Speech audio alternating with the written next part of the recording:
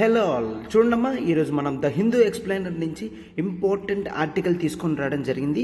The repo rate in India. ఓకేనా, ఇది మనకి GS3 ఎకానమీలో ఇంపార్టెంట్ టాపిక్ అనమాట. ఓకే, దీని మీద నీట్గా మనం క్వశ్చన్ కూడా ఫ్రేమ్ చేయడం జరిగింది. అన్నీ కూడా నీట్గా డీటెయిల్డ్గా చూద్దాం. బట్ ఒక్కసారి చూడమ్మా, మనం LTX క్లాసెస్ నుంచి తెలంగాణ ప్యాక్ అనేది తీసుకొని రావడం జరిగింది. TSPSC గ్రూప్ 1 503 పోస్టులు పడ్డాయమ్మా. GS వరకు మీరు ఓకే, బట్ తెలంగాణ టాపిక్స్ గురించి ఏంటి? సో అందుకని మనం ఎక్స్క్లూజివ్గా Telangana economy, Telangana history, Telangana movement, Telangana geography ఈ 4 టాపిక్స్ కలిపి తెలంగాణ ప్యాక్గా తీసుకొని రావడం జరిగింది.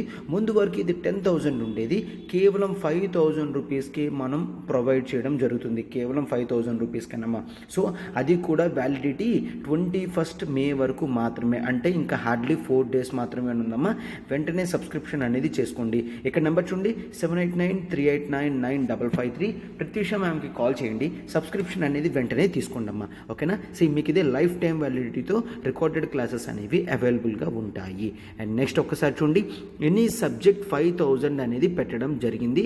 అది కూడా మీకు వ్యాలిడిటీ లైఫ్ టైంతో.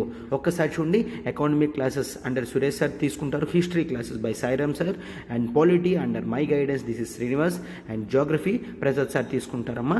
సో మీకు రికార్డెడ్ క్లాసెస్ అనేది కంప్లీట్గా టోటల్గా మీకు అవైలబుల్గా ఉంటాయి. అది కూడా 5,000 రూపీస్కి మాత్రమే. అండ్ ఈ 5,000 రూపీస్ ఫీజు అనేది మీకు 8,000 రూపీస్కి వెళ్ళబోతుంది.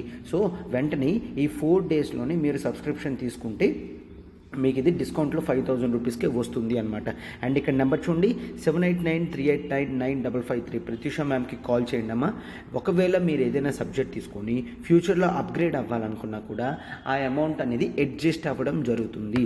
ఓకేనా, ఎస్. సో ఇప్పుడు మనం ఆర్టికల్లోకి వెళ్ళిపోదాం. చూడండి అమ్మా. To all everyone, welcome to LTX classes. ఈరోజు the Hindu explainer important text and context article from GS3 అనేది తీసుకొని రావడం జరిగింది.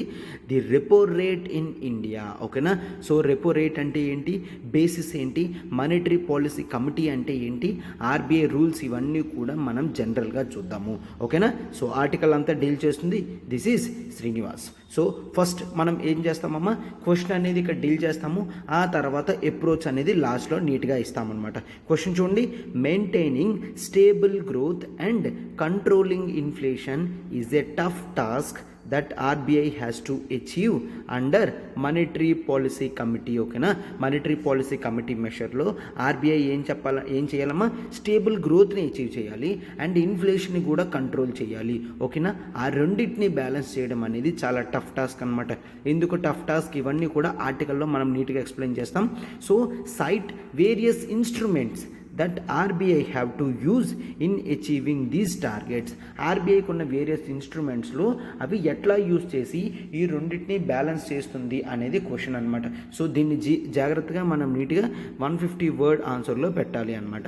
Okay, yes. Cite various instruments అంటే ప్రొవైడ్ వేరియస్ ఎగ్జాంపుల్స్ అని. ఓకేనా, సైట్ అంటే ప్రొవైడ్ వేరియస్ ఎగ్జాంపుల్స్ అని. Okay, yes. అయితే ఇప్పుడు మనం ఆర్టికల్లోకి వెళ్ళిపోదాం. చూడండి అమ్మా. అంతకుముందు ఒకసారి చూడమ్మా, మనం UPSC ఇన్ఫినిటీ 2 కోర్స్ ప్యాకేజెస్ అనేది తీసుకొని రావడం జరిగింది. UPSC offline and UPSC online తీసుకొని రావడం జరిగింది. ఆన్లైన్ ఫీజు వచ్చేసి కేవలం 60,000 రూపీస్ మాత్రమే. అది కూడా మీరు మంత్లీ 5,000 ఇన్స్టాల్మెంట్తో 12 monthsలో క్లియర్ చేయొచ్చు. అండ్ ఆఫ్లైన్ ఫీజు వచ్చేసి కేవలం 70,000 రూపీస్ మాత్రమే. మీరు 10,000 EMIతో 7 monthsలో మీరు హ్యాపీగా క్లియర్ చేయొచ్చు. ఓకే, అండ్ ఈ కోర్స్ వ్యాలిడిటీ కేవలం 31st మే వరకు మాత్రమే. ఆ తర్వాత ఫీజు అనేది 10,000 రూపీస్ వరకు పెరిగే ఛాన్స్ అనేది ఉంటుందన్నమాట. అండ్ మరొక ఆఫర్ ఏంటి అంటే, ఆఫ్లైన్ ఫీజు అనేది మీరు తీసుకుంటే కంప్లీట్గా ఆన్లైన్ అనేది కంప్లీట్ మీకు కాంప్లిమెంట్ కింద వస్తుంది. అంటే 60,000 రూపీస్ వర్త్ ప్రొడక్ట్ అనేది ఫ్రీగా వస్తుంది అనమాట. అండ్ మన ఇన్స్టిట్యూట్లో ఆఫర్ చేసే various courses like Telangana TSPSC group 1 RBI ఇవన్నీ ప్రతి ఎగ్జామ్కి ప్రిపేర్ అయ్యే మన ఇన్స్టిట్యూట్లో ప్రొవైడ్ చేసే కోర్సెస్ అన్నీ కూడా కాంప్లిమెంట్ యాక్సెసిబిలిటీ అనేది మీకు వస్తుంది అనమాట. సో మనం మార్కెట్లో ద బెస్ట్ కంటెంట్ అనేది మార్కెట్ ప్రైసెస్ కన్నా చాలా లోగా ఇవ్వడం అనేది జరుగుతుంది. వెంటనే మీరు సబ్స్క్రిప్షన్ చేసుకోండి అమ్మా. Okay, yes. ఇప్పుడు మనం ఆర్టికల్లోకి వెళ్తున్నాం. చూడండి, ఇదేనమ్మా repo rate in India article అనమాట. సో మనం డీటెయిల్డ్గా చూద్దాం. చూడండి, జనరల్గా ప్రతి కంట్రీలో కూడా ఎకానమీ అనేది రన్నింగ్ అవుతూ ఉంటుంది. ఎకానమీ అంటే జనరల్గా ట్రేడ్ కానీ గ్రోత్ కానీ ఇవన్నీ కూడా రన్నింగ్ అవుతూ ఉంటాయి. వీటిని ఎవరు చూసుకుంటారమ్మా? ప్రతి కంట్రీలో కూడా ఆ కంట్రీ యొక్క హయ్యెస్ట్ బ్యాంక్ ఏదైతే ఉంటుందో అది చూస్తుంది అన్నమాట. ఓకే, సో ఆ బ్యాంక్ని ఇండియాలో మనం రిజర్వ్ బ్యాంక్ ఆఫ్ ఇండియా అని అంటాము, ఆర్బీఐ అంటాము. It started through RBI act 1934 అని అంటాం. ఆర్బీఐ యాక్ట్ 1934లో అంటాం అనమాట. Okay, reserve bank of India ఇది ఇండియాలోనే హయ్యెస్ట్ బ్యాంక్. అంటే దేనికి? It regulates monetary measures in India అని అంటాము. ఏంటమ్మా? It regulates monetary policies or monetary measures. అంటే ఏంటి? మనీతో రిలేటెడ్ ఇష్యూస్ ఇవన్నీ కూడాను ఆర్బీఐ చూసుకుంటుంది. అయితే దీన్ని మానిటరీ పాలసీ అంటే ఏంటి? మానిటరీ పాలసీ అంటే సెంట్రల్ బ్యాంక్, ప్రతి కంట్రీలో ఉన్న central bank various monetary instruments use చేసి మానిటరీ ఇన్స్ట్రుమెంట్స్ యూస్ చేసి జనరల్గా అది స్పెసిఫిక్ గోల్స్ అనేది అచీవ్ చేయాలనుకుంటే దాన్ని మానిటరీ పాలసీ అంటాము. సార్ స్పెసిఫిక్ గోల్స్ ఏంటి, మానిటరీ ఇన్స్ట్రుమెంట్స్ ఏంటి, మీకు టోటల్గా ప్రతిదీ అర్థమవుతుంది. ఒక్కసారి ఒక కపుల్ ఆఫ్ మినిట్స్ ఆగండమ్మా మీరు. మానిటరీ ఇన్స్ట్రుమెంట్ అంటే మనం కొన్ని మెషర్స్ యూస్ చేసి మనీ పరంగా చేంజ్ ఏదైనా వస్తుందా అనేది చూస్తే దాన్ని మానిటరీ ఇన్స్ట్రుమెంట్ అని అంటాము. ఓకేనా? ఫర్ ఎగ్జాంపుల్ ఇప్పుడు ఒక్కసారి చూడండి, మీకు జనరల్గా 1 lakh rupees, okay let's take normal amount 10,000 rupees అనేది మీకు ఇంట్రెస్ట్కి కావాలి. ఓకే, 10,000 ఇంట్రెస్ట్ కావాలి. ఎందుకంటే ఇది 1 రూపీ ఉంటుందేమో అని అనుకొని 10,000 రూపీస్ మాత్రమే కావాలి అనుకుంటారు. సో మీరు నా దగ్గరికి వచ్చిన తర్వాత ఏం చేశాను, నా దగ్గర ఎక్కువ అమౌంట్ ఉన్నది. సో నేనేం చెప్తాను, నీకు 1 రూపీ తీసుకోనిలే, 0.75 పైసా మాత్రమే తీసుకుంటాను. సో నువ్వు కావాలంటే ఎక్కువ తీసుకుంటే తీసుకో అంటే వెంటనే నేను 10,000 నుంచి 20,000 అయితే ఇవ్వండి అని చెప్పేసి అడుగుతాను.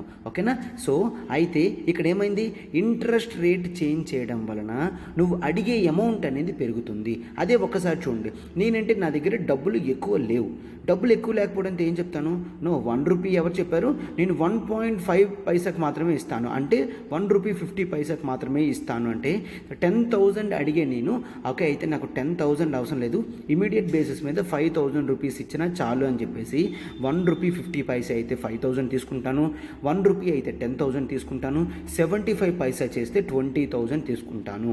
సో ఇక్కడ నా బిహేవియర్ అనేది దేని మీద చేంజ్ అవుతుందమ్మా, ఇంట్రెస్ట్ రేట్ మీద చేంజ్ అవుతుంది. ఈ ఇంట్రెస్ట్ రేట్నే నేను one of the monetary policy instrument అని అంటాను, మానిటరీ ఇన్స్ట్రుమెంట్ అని అంటాను అనమాట.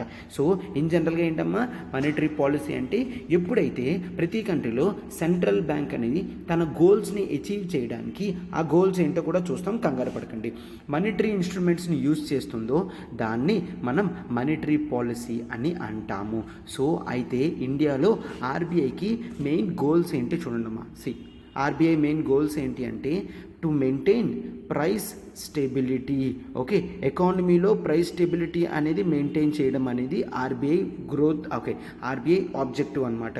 అండ్ నెక్స్ట్ ఏంటి అంటే ప్రైస్ స్టెబిలిటీ మెయింటైన్ చేస్తూ గ్రోత్ని అచీవ్ చేయాలి, గ్రోత్ని అచీవ్ చేస్తూ ఇన్ఫ్లేషన్ని కంట్రోల్ చేయాలి.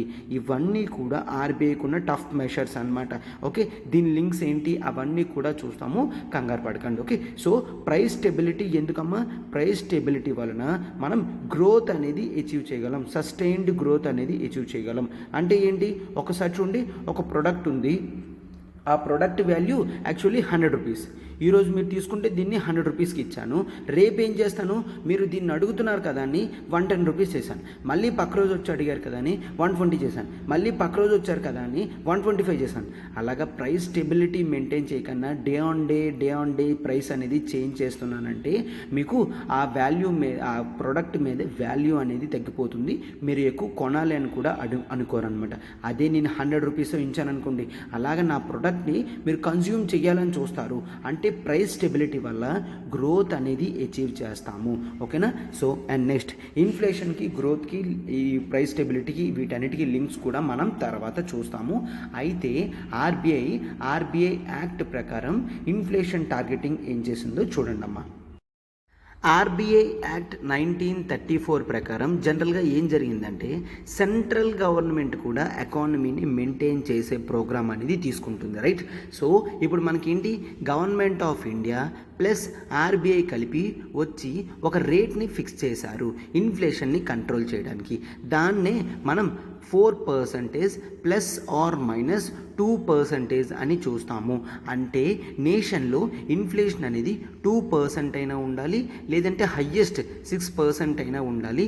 ఈ మధ్యలోనే తిరిగితే మాత్రమే ఆర్బీఐ తన గోల్స్ని అచీవ్ చేసినట్టు అని పెట్టడం జరిగింది. ఈ గోల్స్ని అచీవ్ చేయడానికే మనం మానిటరీ పాలసీ కమిటీ అనేది తీసుకొని రావడం జరిగింది అనమాట. సో అయితే ఇప్పుడు ఈ మానిటరీ పాలసీ కమిటీ గురించి చూసి వేరియస్ ఇన్స్ట్రుమెంట్స్ ఆఫ్ ఆర్బీఐ ఏమున్నాయో చూద్దాము, ఓకేనా. అయితే ఆర్బీఐ యాక్ట్ 1934ని 2016లో అమెండ్మెంట్ చేయడం జరిగిందమ్మా.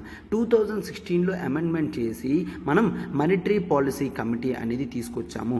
దీంట్లో ఎంతమంది ఉంటారని చెప్పాము, దీంట్లో 6 మెంబర్స్ ఉంటారు అని చెప్పడం జరిగింది, ఓకేనా. సో ఈ మానిటరీ పాలసీ డెసిషన్స్ అనేవి ఏదైతే ఇస్తుందో మానిటరీ పాలసీ కమిటీ, అది ఆర్బీఐ మీద బైండింగ్గా ఉంటాయి. అంటే మానిటరీ పాలసీ కమిటీలో కేవలం ఆర్బీఐ మెంబర్స్ మాత్రమే ఉండరమ్మా, బయట వాళ్ళు కూడా ఉంటారు. సో అందుకనే చెప్పడం జరిగింది, మానిటరీ పాలసీ కమిటీ ఏదైతే డెసిషన్ తీసుకుంటుందో అది ఆర్బీఐ ఖచ్చితంగా పాటించాలి అని, ఓకే. అయితే వీటి చైర్పర్సన్స్ ఎవరో ఇవన్నీ కూడా చూడండి అమ్మా. 6 మెంబర్స్ అన్నాను కదమ్మా, అందులో చైర్పర్సన్ కింద ఆర్బీఐ గవర్నరే యాక్ట్ చేస్తారు. ఆర్బీఐ గవర్నర్ యాక్ట్ చేస్తారు. అండ్ ఆర్బీఐలో deputy governor, first member RBI, second member deputy governor అనే వ్యక్తి కూడా యాక్ట్ చేస్తారు. హీ యాక్ట్స్ యాజ్ ఇన్ఛార్జ్ కింద యాక్ట్ చేస్తారు అనమాట. మానిటరీ పాలసీలో ఇన్ఛార్జ్ కింద యాక్ట్ చేస్తారు. అండ్ ఇక్కడ జనరల్గా ఆర్బీఐ నామినేట్ చేసిన ఒక ఆఫీసర్, బ్యాంక్ నుంచి వచ్చిన ఆఫీసర్, అంటే 3 మెంబర్స్ అనేవాళ్ళు ఆర్బీఐ నుంచి ఉంటారు. అండ్ ఆ తర్వాత మరొక 3 మెంబర్స్ అనేవాళ్ళు, అంటే నెంబర్ 4, 5, 6 ఈ ముగ్గురు కూడా సెంట్రల్ గవర్నమెంట్ నామినేట్ చేసి అపాయింట్ చేస్తుంది. సో ఇక్కడ ఇన్ జనరల్గా ఏం జరుగుతుందమ్మా, వాళ్ళు డెసిషన్స్ అనేవి డిస్కస్ చేసుకొని మెజారిటీ ఓట్ అనేది పాటిస్తారు. ఒకవేళ ఎప్పుడైనా ఈక్వల్ స్టాన్స్ అనేది వస్తే అప్పుడు ఆర్బీఐ గవర్నర్ అంటే చైర్మన్కి కాస్టింగ్ ఓట్ అనేది వస్తుంది. అంటే ఫర్ ఎగ్జాంపుల్ ఒక్కసారి చూడమ్మా, ఎస్ నో అని 2 ఆప్షన్స్ తీసుకున్నాం అనుకోండి. నెంబర్ 1, నెంబర్ 2, నెంబర్ 4 అనేది ఎస్ అని చెప్పారు. నెంబర్ 3, నెంబర్ 5, నెంబర్ 6 అనేది నో అని చెప్పారనుకో. సో ఇప్పుడు ఇక్కడ ముగ్గురు కూడా ఈక్వల్ ఉన్నారు, మెజారిటీ అనే కాన్సెప్ట్ లేదు. అప్పుడు నెంబర్ 1 అంటే ఆర్బీఐ గవర్నర్కి కాస్టింగ్ ఓట్ వస్తుంది, అంటే ఎక్స్ట్రా ఓట్ వస్తుంది. తన ఎక్స్ట్రా ఓట్ ఎక్కడ వేస్తాడు, ఎస్లో పెట్టాడు అనుకోండి, అప్పుడు ఇది మెజారిటీ అవుతుంది. ఆ ఎస్ డెసిషన్ అనేది పాటిస్తారు. అండ్ ఇంకో కండిషన్ చూడండి, ఎస్ అనే కండిషన్ ఉంది, నో అనే కండిషన్ ఉంది. ఎస్ కండిషన్లో కేవలం 1, కేవలం 2 మాత్రమే ఉన్నారు. ఇక్కడ 3, 4, 5, 6 ఉన్నారు. సరే, అయితే ఇక్కడ ఆర్బీఐ గవర్నర్ ఉన్నారు కదా, ఆర్బీఐ గవర్నర్ ఉన్నా కూడా సంబంధం లేదు, మెజారిటీ ఓట్ కాబట్టి నో అనే డెసిషన్ మనం తీసుకుంటాము. సో చాలా జాగ్రత్తగా చూసారు కదమ్మా, ఓటింగ్ డెసిషన్ ఎప్పుడు కూడా చాలా క్లారిటీగా తీసుకుంటాము అని చూస్తామన్నమాట, ఓకే. సో వీళ్ళందరూ కూడా మానిటరీ పాలసీ కమిటీ వాళ్ళు ఎప్పటికప్పుడు కూర్చొని ప్రతి డెసిషన్ కూడా జాగ్రత్తగా తీసుకుంటారు, ఓకే. అయితే ఆర్బీఐ దగ్గరున్న మానిటరీ పాలసీ ఇన్స్ట్రుమెంట్స్ ఏంటో ఒక్కసారి చూడండి. మానిటరీ పాలసీ ఇన్స్ట్రుమెంట్స్ ఇంపార్టెంట్ అన్నీ మనం ఇక్కడ డిస్కస్ చేస్తామమ్మా. చూడండి, మానిటరీ పాలసీ ఇన్స్ట్రుమెంట్స్. సో ఏంటవి, ఫస్ట్ వన్ మనం రెపో రేట్ అని తీసుకుంటాము. ఈ రెపో రేట్ అంటే ఏంటి అంటే సెంట్రల్ బ్యాంక్ ఓవర్ నైట్కి లిక్విడిటీ అడ్జస్ట్మెంట్ గురించి బ్యాంక్స్కి ఎంత ఇంట్రెస్ట్ రేట్ చేస్తుందో దాన్ని రెపో రేట్ అంటాము. అంటే ఆర్బీఐ ఒక్కసారి చూడమా, స్టేట్ బ్యాంక్కి కావాలనుకోండి, స్టేట్ బ్యాంక్కి ఒక 10 crores ఇచ్చింది, దాని ఇంట్రెస్ట్ రేట్ ఎంత అనేది రెపో రేట్, ఓకే. ఆర్బీఐ ఎస్బీఐకి ఇస్తుంది. అండ్ అటువంటిదే మరొకటి ఉంది, అదే reverse repo, okay. Reverse repo ఈ రివర్స్ రెపోలో ఏమవుతుందంటే జనరల్గా ఎస్బీఐ బ్యాంక్ తన దగ్గర ఎక్కువ అమౌంట్ ఉన్నది అని ఆర్బీఐ దగ్గర అమౌంట్ అనేది స్టోర్ చేసుకుంటుంది. ఆ స్టోర్ చేసుకున్నందుకు ఆర్బీఐ ఇంట్రెస్ట్ అనేది ఎస్బీఐకి ఇస్తుందన్నమాట. దాన్ని రివర్స్ రెపో అంటాం. అంతే కదమ్మా, ఫస్ట్ స్టాండ్ అనేది రివర్స్ అయింది కదా, అందుకే దీన్ని రివర్స్ రెపో అని అంటాము. ఈ రెండు మెషర్స్ని కూడా మనం ఏం చేస్తాము, లిక్విడిటీ అడ్జస్ట్మెంట్ ఫెసిలిటీ LAF అంటాము. సో నేను ఆల్రెడీ చెప్పాను, లిక్విడిటీ అంటే ఏంటమ్మా, కరెన్సీ ఇన్ సర్క్యులేషన్ అనేది చూస్తే, క్యాష్ ఇన్ సర్క్యులేషన్ అనేది చూస్తే లిక్విడిటీ అంటాము.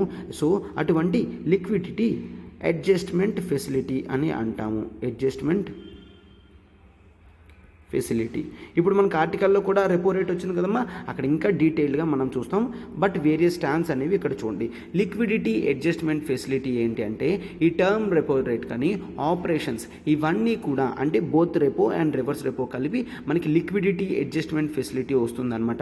అంటే ఇంటర్ బ్యాంక్ చేంజింగ్ అయినా వీటన్నిటికీ కూడా లిక్విడిటీ అనేది ఎక్కడి నుంచి ఎక్కడ చేంజ్ అయినా కూడా మనం లిక్విడిటీ అడ్జస్ట్మెంట్ ఫెసిలిటీ అని అంటాము. ఓకేనా. సో అయితే మరొక మెషర్ కూడా ఉంది, దాన్ని మార్జినల్ స్టాండింగ్ ఫెసిలిటీ అని అంటాము. రెపో రేట్లో ఏటమ్మా, అవి మినిమం ఇమీడియట్ బేసిస్ మీద ఇస్తాము. అయితే అక్కడ ఏం చేస్తాము, కొలేటరల్ అనేది ప్రొవైడ్ చేయడం జరుగుతుంది. ఓకే, ఎస్బీఐ కొన్ని సెక్యూరిటీస్ అనేవి ఆర్బీఐకి ఇస్తే వాటిని ఉంచుకొని ఆర్బీఐ తక్కువ రేటుకి ఇస్తుంది. అయితే ఇక్కడ ఏంటి, ఎస్ఎల్ఆర్ పోర్షన్ ఎప్పుడైతే తగ్గిపోతుందో అయినప్పటికీ ఎస్బీఐకి డబ్బులు కావాలంటే కొంత ఎక్స్ట్రా అమౌంట్ యాడ్ చేసి ఆర్బీఐ ఇస్తుందన్నమాట. సమ్ పెనాల్టీ రేట్ లాంటిది యాడ్ చేసి ఇస్తుంది. ఓకేనా. ఇక్కడ మనం ఎంఎస్ఎఫ్ రేట్ ఎప్పుడూ కూడా రెపో రేట్ కన్నా ఎక్కువ ఉంటుంది అని మనం చూస్తాము. ఓకేనా. సో ఇటువంటి మెషర్స్ అన్నీ కూడా తీసుకుంటుంది. ఓకే, ఇటువంటి మెషర్స్ అన్నీ కూడా తీసుకుంటుందన్నమాట. ఈ మెషర్స్ అన్నిటితో స్టెబిలిటీ అండ్ ఇన్ఫ్లేషన్ అనేది కంట్రోల్ చేయడం అనేది చూస్తామన్నమాట. ఓకే.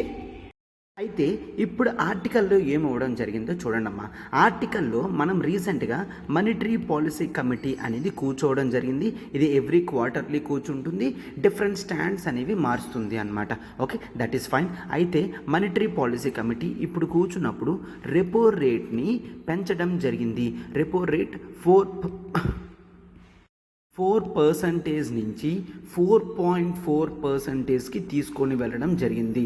అంటే 40 బేసిస్ పాయింట్స్ అంటామమ్మా. ఓకేనా. పాయింట్ తర్వాత వచ్చేదాన్ని బేసిస్ పాయింట్స్ అని అంటాము. 40 బేసిస్ పాయింట్స్ అంటే 4 అని పెడతాము, 50 బేసిస్ పాయింట్స్ అంటే 4.5 పెడతాము, 30 బేసిస్ పాయింట్స్ అంటే 4.3% అనేది పెడతాము. ఎందుకు ఆ రెపో రేట్ని పెంచడం జరిగింది. రెపో రేట్ని పెంచితే ఏమవుతుంది, రెపో రేట్ని ఎవరైనా ఎప్పుడైనా పెంచారు అంటే ఏంటమ్మా, ఇంట్రెస్ట్ ఛార్జ్ అనేది పెరిగిపోతుంది. నేను స్టార్టింగ్ ఎగ్జాంపుల్ చెప్పాను కదమ్మా, ఒకవేళ 1 రూపీ అనుకుని నువ్వు వస్తే నీకు 10,000 ఇస్తాను, నువ్వు 1.5 నేను చేశానంటే 10,000 కాస్త నువ్వు 1,000 చాలే అని అంటావు. అవునా. సో అలానే ఇక్కడ ఇంట్రెస్ట్ రేట్ అనేది పెరుగుతుంది అంటే డిమాండ్ ఆఫ్ మనీ అనేది తగ్గిపోతుంది. డిమాండ్ మనీ తగ్గిపోతే ఏమవుతుంది, liquidity availability in the market అనేది తగ్గిపోతుంది. లిక్విడిటీ అవైలబిలిటీ ఎప్పుడైతే తగ్గిపోతుందో ఆటోమేటిక్గా ఇన్ఫ్లేషన్ అనేది కంట్రోల్లో ఉంటుంది. సరే, ఎందుకు ఇన్ఫ్లేషన్ కంట్రోల్లో ఉంచాలి అంటే, ఇప్పుడు తగ్గించాలి అంటే, ఇన్ఫ్లేషన్ అనేది మనం ఏం చూసామమ్మా, స్టార్టింగ్ ఇన్ఫ్లేషన్ రేట్ 2% నుంచి 6% మధ్యలో ఉండాలి అని మానిటరీ పాలసీ ఫ్రేమ్వర్క్ అనుకున్నామా. అయితే రీసెంట్ ఇన్ఫ్లేషన్ చూస్తే ప్రతి క్వార్టర్లో కూడా, లాస్ట్ 2 క్వార్టర్స్లో కూడా 6% బ్రేక్ చేసి బయటనే ఉంది. సో ఆర్బీఐ ఇమీడియట్ బేసిస్ మీద 40 బేసిస్ పాయింట్స్ అనేది పెంచింది. సో 40 బేసిస్ పాయింట్స్ పెంచితే ఇక్కడ జనరల్గా ఇంట్రెస్ట్ రేట్స్ అనేవి పెరుగుతాయి. ఇంట్రెస్ట్ రేట్స్ పెరిగిన వెంటనే కూడా అమౌంట్ అవైలబిలిటీ అనేది తక్కువ అవుతుంది. అమౌంట్ అవైలబిలిటీ ఎప్పుడైతే తగ్గుతుందో ఇన్ఫ్లేషన్ అనేది తగ్గుతుంది. ఇన్ఫ్లేషన్ తగ్గితేనే మనకి గ్రోత్ అనేది చూడగలము. గ్రోత్కి మెయిన్ సస్టైనబుల్గా ఉండాలి అంటే ఇన్ఫ్లేషన్ అనేది రిక్వైర్డ్ మెషర్లో మాత్రమే ఉండాలి అని చూస్తామన్నమాట. అయితే మ్యాక్రో ఫినాన్షియల్ స్టెబిలిటీలో ఇవన్నీ కూడా చాలా ఇంపార్టెంట్ అని చూస్తాము. మ్యాక్రో ఫినాన్షియల్ స్టెబిలిటీ అంటే ఓవరాల్ ఎకానమీ అనేది స్టేబుల్గా ఉండాలి అంటే ఖచ్చితంగా ఇటువంటివన్నీ కూడా మనం తీసుకోవాల్సిన అవసరం అనేది ఉంటుంది అన్నమాట. ఓకే. సో అయితే ఇక్కడ రెపో రేట్ అంటే ఏమో చూసాం. ఇది ఎందుకు అంత ఇంపార్టెంటో కూడా ఒక్కసారి చూడండి. రెపో రేట్ అంత ఎందుకు ఇంపార్టెంట్ అంటే, రెపో రేట్ ఎప్పుడైనా పెంచితే మార్కెట్లో మనీ అవైలబిలిటీ అనేది తగ్గిపోతుంది. రెపో రేట్ ఎప్పుడైనా తగ్గిస్తే మార్కెట్లో మనీ అవైలబిలిటీ అనేది పెరుగుతుంది. సో అందుకని ఈ రెండిటికి రిలేషన్ అనేది ఇట్లా మెయింటైన్ చేస్తున్నాము అనమాట. ఎందుకంటే రెపో రేట్ బట్టి మార్కెట్లో ఇచ్చే లోన్ ప్రైసింగ్ అనేది డైరెక్ట్గా అవైలబిలిటీ ఉంటుందన్నమాట. రెపో రేట్ పెంచారంటే లోన్ ఇంట్రెస్ట్ రేట్ ఎంత ఉందో అది ఖచ్చితంగా బ్యాంక్స్ పెంచాలి. ఎందుకు? ఒకవేళ ఆర్బీఐ 4% తీసుకుంటుంది అంటే ఇక్కడ ఎవరు తీసుకుంటారమ్మా? ఫర్ ఎగ్జాంపుల్ హెచ్డిఎఫ్సి బ్యాంక్ తీసుకుంటుంది అనుకోండి. హెచ్డిఎఫ్సి బ్యాంక్ 4%కి ఆర్బీఐ దగ్గర తీసుకొని ఆ తర్వాత అవి కొన్ని ఛార్జెస్ అనేవి మెయింటైన్ చేయాలి. సో అప్పుడు 4.2% అవుతుంది. ఆ 4.2% తర్వాత హెచ్డిఎఫ్సి ఏం చేస్తుంది? కొంత ప్రాఫిట్ అనేది తీసుకుంటుంది. ఆ ప్రాఫిట్ 0.6% అనుకున్నాం అనుకోండి, అది 4.8% అవుతుంది. సో 4% కాస్త జనరల్గా 4.8% అయ్యింది. అదే ఒక్కసారి చూడండి, ఇది 4.4% అయ్యింది అంటే ఓవరాల్గా ఖచ్చితంగా అది 5.2% అవుతుంది. అవునా? 4.8% అంటే ఇంట్రెస్ట్ ఛార్జ్ తక్కువ ఉన్నట్టు, 5.2% అంటే ఇంట్రెస్ట్ ఛార్జ్ ఎక్కువ ఉన్నట్టు అని మనం చూస్తాము, రైట్? సో దీంతో జనరల్గా ఓవరాల్గా మనీ సప్లై కానీ లోన్ ప్రైసింగ్ కానీ అన్ని చేంజెస్ వస్తాయి. సార్ లోన్ ఇంట్రెస్ట్ రేట్ పెరిగితే ఏంటి? ఒక్కసారి చూడండమ్మా, మనం ది కల్చర్ ఆఫ్ ఈఎంఐలో ఉన్నాము. ఓకే, ఒకేసారి అమౌంట్ పెట్టి కొనకన్నా ఈఎంఐ ప్రకారం కట్టుకుంటాము. So EMI interest rates charges అవన్నీ కూడా దీంతో చేంజ్ అవుతాయి. అవునా? ఎప్పుడైతే ఈజీ ఈఎంఐలో వస్తుందో, తక్కువ రేట్ ఆఫ్ ఇంట్రెస్ట్గా వస్తుందో, మనం పర్చేసింగ్ కూడా ఎక్కువ చేస్తాం. పర్చేసింగ్ ఎక్కువ చేస్తామంటే ఎకానమీ గ్రో అవుతున్నట్టు మనకి తెలుస్తుంది కదా. సో అందుకని మనము ఈ విధమైన డెసిషన్స్ అనేవి ప్రతి లోన్ ప్రైసింగ్ కూడా రెపో రేట్ మీద బేసిస్ జరుగుతుంది. ఓకేనా? సో అదే రివర్స్లో కూడా జరుగుతుందన్నమాట. రెపో రేట్ పెరిగింది అంటే ఖచ్చితంగా లోన్ అవైలబిలిటీ అనేది తక్కువ ఉంచుతారు. ప్రజలకు కూడా తక్కువ కావాలి, ఎవరు కూడా ఎక్కువకి ఇచ్చి కొనుక్కోవాలని అనుకోరు కదమ్మా. సో ఈ విధంగా మనకి ఉంటుంది. అయితే ఈ బేసిస్ మీద ఇన్ఫ్లేషన్కి ఏంటి ప్రాబ్లం అంటే, ఫస్ట్ ఆఫ్ ఆల్ ఇన్ఫ్లేషన్ అంటే ఏంటి? ఇన్ఫ్లేషన్ అంటే sustained price rise. Sustained price rise for a basket of commodities, for a basket of goods. Basket of goods యొక్క ప్రైస్ అనేది సస్టైన్గా ఇంక్రీజ్ అయితే అప్పుడు దాన్ని మనం ఇన్ఫ్లేషన్ అని అంటాము. అన్నమాట. ఇన్ఫ్లేషన్ ఎప్పుడు జరుగుతుంది అంటే ప్రొడక్ట్ యొక్క సప్లై బట్టి డిమాండ్ బట్టి జరుగుతుంది. ప్రొడక్ట్ యొక్క సప్లై బట్టి డిమాండ్ బట్టి ఇన్ఫ్లేషన్ అనేది పెరుగుతూ తగ్గుతూ ఉంటుంది అనమాట. ఇక్కడ ఇప్పుడు చూడండి, మనీ అవైలబిలిటీ అనేది పెరిగితే నీ దగ్గర ఎక్కువ మనీ ఉంటుంది కాబట్టి నువ్వు ఎంత ఇచ్చైనా కూడా కొనుక్కోవాలి అన్న ఇంట్రెస్ట్ అనేది నీకు ఉంటుంది. అదే మనీ అవైలబిలిటీ తక్కువ ఉందనుకోండి, ఎంత ఉన్నా కూడా నువ్వు కొనాలి అని అనుకోవు, అన్లెస్ అది చాలా ఇంపార్టెంట్ అయితే. అంటే ఇన్ఫ్లేషన్ అనేది ఎట్లా కంట్రోల్ అవుతుందమ్మా? Money availability or liquidity in the market బట్టి జనరల్గా చూస్తాము. ఓకేనా? ఎందుకు? ప్రతిదానికి ప్రొడక్ట్ తయారు చేయడానికి కాస్ట్స్ కావాలి. ఆ కాస్ట్ అంటే ప్రతి ఒక్కరూ నుంచి తీసుకుంటారు. సో బ్యాంక్ ఇంట్రెస్ట్ రేట్ ఎక్కువ పెంచితే ప్రొడక్ట్ అనేది నేను తయారు చేయాలనుకోను, ఎందుకంటే మళ్ళీ ఎక్కువ రేటు వెళ్ళింది అంటే వాళ్ళు కొంటారో కొనరో కూడా నాకు తెలియదు. సో దాన్ని బట్టి ఇన్ఫ్లేషన్ అనేది పెరుగుతుంది అని మనం చూస్తామన్నమాట. సో అయితే ఇంకే ఫ్యాక్టర్స్ అయినా వీటిని ఇన్ఫ్లుయెన్స్ చేస్తుందా అంటే జనరల్గా ఎస్, కొన్ని ఫ్యాక్టర్స్ అనేవి ఇన్ఫ్లుయెన్స్ చేస్తుంది. నథింగ్ బట్ ఇక్కడ ఎవరైతే కన్జ్యూమర్ ఉన్నారో వాళ్ళ ఇంట్రెస్ట్ బట్టి కూడా ఇక్కడ చేంజ్ అవుతుంది. అండ్ ప్రొడక్ట్ యొక్క వాల్యూ బట్టి కూడా చేంజ్ అవుతుంది అనమాట. అంటే చూడండి, ఫ్రీగా అవైలబుల్గా ఉండే ప్రోడక్ట్ అనుకోండి, ప్రైస్ అనేది పెంచుకుంటూ వెళ్ళిపోతే దాని డిమాండ్ అనేది ఉండదు. సో ఇన్ఫ్లేషన్ అనేది ఉండదన్నమాట. ఎప్పుడైతే ప్రోడక్ట్ చాలా అవసరమో, ఫర్ ఎగ్జాంపుల్ దీంట్లో మనం పెట్రోల్ ఎగ్జాంపుల్ తీసుకుందామా. పెట్రోల్లో మీరు ఎంత ప్రైస్ పెంచినా కూడా ప్రజలందరికీ కూడా చాలా అవసరం కాబట్టి అది ఇన్ఫ్లేషనరీ టెండ్స్ అనేది చూపించినప్పటికీ కూడా ప్రజలందరూ కొంటారు. అదే చాలాసార్లు ప్రైస్ పెరుగుతుంది అంటే దాని డిమాండ్ తగ్గిపోతుంది. ఉంది. ఇటువంటి డిమాండ్స్ని ఇన్ఎలాస్టిక్ డిమాండ్స్ అని అంటామన్నమాట. ఓకే, సో ఈ విధంగా ఆర్బీఐ వేరియస్ మెషర్స్ తీసుకొని గ్రోత్ స్టెబిలిటీ కానీ ఇన్ఫ్లేషన్ కంట్రోల్ కానీ చేస్తుంది. ఇన్ఫ్లేషన్ ఎప్పుడైతే కంట్రోల్లో ఉంటుందో గ్రోత్ అనేది స్టెబిలిటీగా ఉంటుంది. సో ఆర్బీఐ గోల్స్ అనేది కూడా అచీవ్ చేయగలది అని మనం చూస్తామన్నమాట. ఓకే, సో ఆర్టికల్ అంతా నీట్గా డీటెయిల్డ్గా ఎక్స్ప్లెయిన్ చేయడం జరిగిందమ్మా. ఇప్పుడు మనం క్వశ్చన్లోకి వెళ్దాం, చూడండి. సో ఇక్కడ క్వశ్చన్ చూడండమ్మా, maintaining stable growth and controlling inflation is a tough task అని చూస్తాము. That RBI has to achieve under monetary policy committee అని చూస్తామన్నమాట. ఓకే, సో అందుకని various instruments that RBI have to use in achieving these targets అని ఇవ్వడం జరిగింది. అయితే మనం ఇక్కడ ఒక్కసారి ఇంట్రడక్షన్ చూడమా. ఇంట్రడక్షన్ ఎట్లా పెడతారంటే, ఆర్బీఐ యాక్ట్ 1934 ప్రకారం జనరల్గా సెంట్రల్ బ్యాంక్కి 2 గోల్స్ అనేవి ఉంటాయి. ఫస్ట్ వన్ ఏంటమ్మా, టు కంట్రోల్ ఇన్ఫ్లేషన్ అని చూస్తాము. అండ్ సెకండ్ వన్ ఏంటమ్మా, to achieve stable growth rates అని చూస్తాము. స్టేబుల్ గ్రోత్ రేట్స్ అని చూస్తాము అనమాట. సో అయితే ఇంతవరకు రాసి ఆ తర్వాత మనం బాడీలోకి రావాలి. ఎందుకంటే ఇంట్రడక్షన్ ఎప్పుడు కూడా 25-30 వర్డ్స్ కన్నా ఉండకూడదు, రైట్? సో అయితే ఇక్కడ బాడీలో ఏం చెప్తామంటే మానిటరీ పాలసీ కమిటీ అంటే ఏంటో చెప్తారు. ఆర్బీఐ యాక్ట్ 2016 చేసిన తర్వాత మానిటరీ పాలసీ కమిటీ అనేది తీసుకొని రావడం జరిగింది. దీంతో ఇన్ఫ్లేషన్ కంట్రోలింగ్ మెషర్ అంతా కూడా మానిటరీ పాలసీ కమిటీకి ఇవ్వడం జరిగింది. ఇన్ఫ్లేషన్ ఎక్కడి నుంచి ఎంత దాకా ఉండాలంటే 2% నుంచి 6% రేంజ్లో మాత్రమే ఉండాలి అని తీసుకొని రావడం జరిగింది. మానిటరీ పాలసీ కమిటీ తీసుకున్న డెసిషన్ అనేది బైండింగ్ ఆన్ ది ఆర్బీఐ అని కూడా మనం చూస్తాము. ఓకే, సో అయితే ఇక్కడ ఇన్ జనరల్గా మనం ఏం చూస్తాము అంటే వీటిని అచీవ్ చేసే ప్రాసెస్లో ఆర్బీఐ మానిటరీ పాలసీ కమిటీ కొన్ని ఇన్స్ట్రుమెంట్స్ అనేవి తీసుకుంటుంది. అవేంటి అని పెట్టి మీరు నార్మల్గా రాస్తారు. రెపో అని రాస్తారు, రెపో రేట్ రాస్తారు, నేనేం చెప్పాను అది. ఆ తర్వాత రివర్స్ రెపో అని రాస్తారు. ఓకే, ఆ తర్వాత జనరల్గా మార్జినల్ స్టాండింగ్ ఫెసిలిటీ రాస్తారు. ఆ తర్వాత లిక్విడిటీ అడ్జస్ట్మెంట్ ఫెసిలిటీ అని రాస్తారు.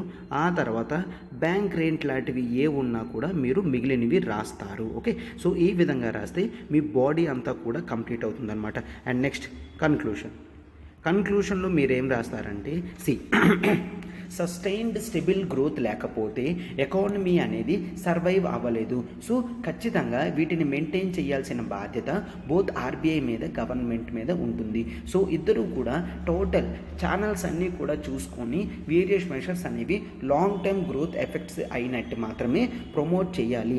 ఇండియన్ ఎకానమీ కోవిడ్ తర్వాత బాగా డౌన్ఫాల్లో ఉంది. సో ఇటువంటి టైంలో ఇన్ఫ్లేషన్ అనేది పెరిగే ఛాన్స్ ఉంటుంది.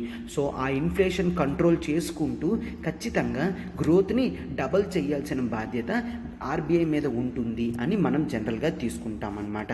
ఓకే, సో ఇది అమ్మ ఆర్టికల్. అండ్ మన ప్రతి ఆర్టికల్ వెనకాతను కూడా చాలా హార్డ్ వర్క్ అనేది ఉంటుంది. క్వశ్చన్ నేను నీట్గా ఫ్రేమ్ చేస్తున్నాను, అప్రోచ్ కూడా ఇస్తున్నానమ్మా. సో ఈ హార్డ్ వర్క్ అంతటినీ కూడా మీరు అప్రిషియేట్ చేస్తారని నేను అనుకుంటున్నాను. సో లైక్ బటన్ హిట్ చేయండి, ఫెల్లో ఆస్పిరెంట్స్ని షేర్ చేయండి అమ్మా. అండ్ ఒక్కసారి ఇక్కడ చూడండి, ఇక్కడ జనరల్గా మనం ఏంటి మానిటరీ పాలసీ కమిటీలో 3 మెంబర్స్ అనేవాళ్ళు ఎక్స్ట్రా బయట నుంచి ఉంటారు. గవర్నమెంట్ నామినేట్ చేస్తుందని చెప్పాం కదమ్మా. వాళ్ళకి ఏమైనా క్వాలిఫికేషన్స్ అనేవి పెట్టారా అనేది మీరు గూగుల్లో సెర్చ్ చేసి నీట్గా పెట్టండి అమ్మా. ఓకే, సో ఆ 3 మెంబర్స్ ఎవరైతే ఉన్నారో వాళ్ళ క్వాలిఫికేషన్స్ ఏంటో మీరు కామెంట్ బాక్స్లో పెట్టండి. Okay, right. సో అయితే మీరు లైక్ బటన్ హిట్ చేయండి, ఫెలో ఆస్పిరెంట్స్కి షేర్ చేయండి అమ్మా. అండ్ క్లాసెస్ అనేవి ఏ విధంగా ఉన్నాయో కూడా డూ కామెంట్. ఓకే, అది మాకు రిజర్వేషన్ అనేది ప్రొవైడ్ చేస్తుంది అన్నమాట. ఓకే, మనకి చూడండి ఎల్టీఎక్స్ క్లాసెస్ నుంచి మనం degree plus IAS Visakhapatnam branch నుంచి తీసుకొని రావడం జరుగుతుంది. Under the guidance of Suresh sir అనేది మనం ఇవ్వడం జరుగుతుంది అనమాట. మీకు సురేష్ సార్ అక్కడ అవైలబిలిటీలో ఉంటారమ్మా విశాఖపట్నంలో. మనం డిగ్రీ ప్లస్ ఐఏఎస్ అనేది ఇవ్వడం జరుగుతుంది. అండ్ ఈ కోర్స్ కూడా కేవలం 50,000 per annumతోనే చాలా తక్కువ అమౌంట్కే కోర్స్ చేయడం జరుగుతుందమ్మా. అది కూడా మీరు మంత్లీ 5,000 పెడుతూ దీన్ని క్లియర్ చేయొచ్చు అనమాట. ఓకే, 10 monthsతో. అట్లా డిగ్రీ 3 years కూడా ఫస్ట్ ఫస్ట్ ఇయర్లో ఎలా జరగాలి, సెకండ్ ఇయర్లో ఎలా జరగాలి, థర్డ్ ఇయర్లో ఎలా జరగాలి అనేది కూడా మనం ప్రొవైడ్ చేస్తూ ఉంటాము.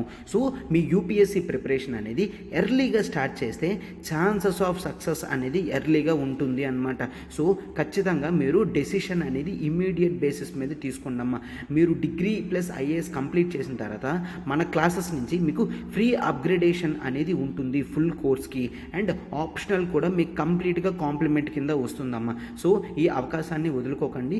మీరు ఒకవేళ ఆల్రెడీ కోచింగ్ తీసుకున్నట్టు ఉంటే మీ రిలేటివ్స్ కానీ లేదంటే బ్రదర్ సిస్టర్స్ కానీ ఎవరైనా యూపీఎస్సీ స్టార్ట్ చేయాలనుకుంటే this is the best way out అమ్మా, this is the best way out. So అసలు ఈ ఆపర్చునిటీ అనేది వదులుకోకండి, ఓకేనా. సో అండ్ వెంటనే ఈ నెంబర్కి కాల్ చేయండి అమ్మా, 7893899553. ప్రత్యూష మ్యామ్కి కాల్ చేసి మీకు ఎటువంటి ఇంక్వైరీ ఉన్నా కూడా మ్యామ్కి కాల్ చేస్తే టోటల్ సొల్యూషన్ అనేది మీకు ప్రొవైడ్ చేయడం జరుగుతుంది. ఆర్ మన విశాఖపట్నం బ్రాంచ్కి విజిట్ చేసిన సార్ అవైలబుల్గా ఉంటారు, మీకు గైడెన్స్ అనేది ఇస్తారనమాట. Okay, thank you.